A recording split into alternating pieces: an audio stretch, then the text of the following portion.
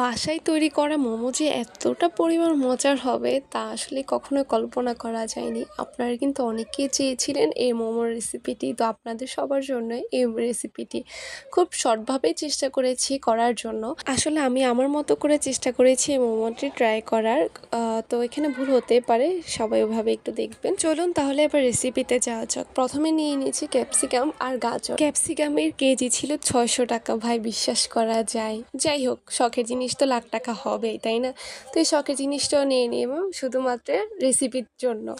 এগুলো হচ্ছে প্রথমেই ভালোভাবে ক্লিন করে নিতে হবে। তো আমি ভালোভাবে একটু ধুয়ে নিচ্ছিলাম।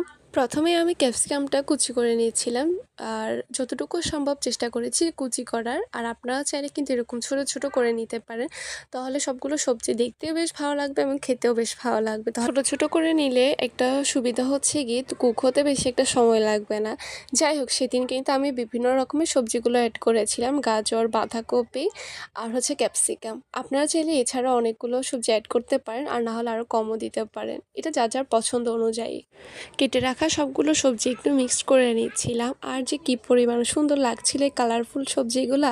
আমার কাছে তো কালারফুল সবজি সবচেয়ে বেশি পছন্দের। তো যাই হোক, এখানে এই সবজিগুলোর মধ্যে একটু সামান্য পরিমাণে লবণ দিয়ে নিচ্ছিলাম, আর লবণ দেওয়ার পরে একটু মিক্স করে নিয়েছিলাম। কারণ আপনারা সবাই জানেন যে বাঁধাকপির মধ্যে জলটা একটু বেশি থাকে, তো তার জন্য আগে একটু সবগুলো মিক্সড করে নিয়েছিলাম। লবণে মিশানো এই সবজিটা কিছুক্ষণের জন্য একপাশে রেস্টে রেখে দিব, যাতে জলগুলো সব ঝরে যায়। মোমো তৈরি করার জন্য হাড় ছাড়া বুকের মাংসটাই কিন্তু বেস্ট। তো আমিও কিন্তু সেজন্য বুকের মাংসটা নিয়ে নিয়েছিলাম, আর একটু ছোট ছোট করে নিয়ে নিয়েছিলাম, যাতে মোমোর যে মাংস যে পেস্টটা করা যায়, তো এর জন্য একটু সুবিধা করার জন্য মূলত আমার এই ছোট ছোট করে কেটে নেওয়া। আপনারা চাইলে ব্লেন্ডারে ব্লেন্ড করে নিতে পারেন, আর না হলে একটু পাতায় বেটে নিতে পারেন। আর যদি না চান তাহলে আমার মতো এরকম করেও নিতে পারেন। যাই হোক, এটা যার যার সুবিধা অনুযায়ী।